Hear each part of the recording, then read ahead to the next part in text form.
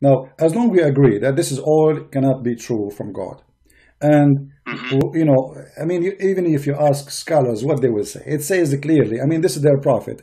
Can they say something against what the prophet said? If the prophet he got it wrong, can the scholars get it right?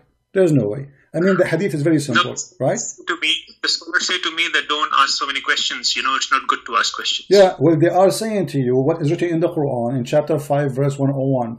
Ask no questions. All right.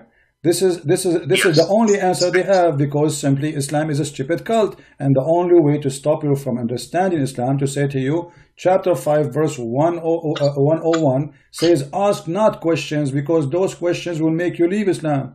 So what we do in order to avoid troubling questions, for Allah cannot handle the truth, we say ask not. Oh, you believe, ask not questions, because things which is made plain to you may cause you trouble. Okay, and this is one of them. So the second you start the question Islam, you leave Islam. Sorry, you leave Islam? You leave Islam, because the verse after it says, by the way, the verse number 1, 2, read it. Some people before you asked the same questions and they left Islam, they lost their faith. Do you see it? The same Quran saying that. The Quran saying, if you ask questions, Muhammad had no answers. Muhammad is just a thief. He tried to establish a religion. This is why in the beginning he started fasting like the Jews. Then he fasted like the Christian. And then he fasted the Sabian. And then he took Ramadan from the Sabian. And he fasted Ashura. Then he threw Ashura. And then he want to pray. But he don't know how to pray. And he started watching the Jew. So he started praying like the Jew. And then he saw the Sabian. So he decided to do ablution like the Sabian. And then he mixed all those together and he came with a new religion, including Allah, which is a pagan god. Mixed them together and he is a prophet of Islam. That is Islam.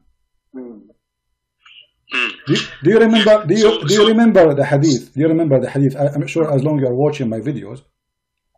Yes, I'm watching. When Muhammad was praying in a funeral, as long as we are talking about a funeral, when he was praying in a funeral, and a Jewish guy he walked by, and the Jewish guy he said to Muhammad, "This is how we do it." Okay, what's wrong with that? So the message of Allah, the message of Allah used to stand up for the funeral until the corpse was placed in the grave. A learned Jew, which means a rabbi, he passed by and he said to him, "This is how we do it." The prophet, he said, sit down, act differently." Okay, hold on. I am a prophet of God. I was praying according to Allah teaching or according to my fantasy? Because if Allah taught me how to pray, I will not change it, because just a Jew, he told me this is how we do it. Imagine Christ is teaching us.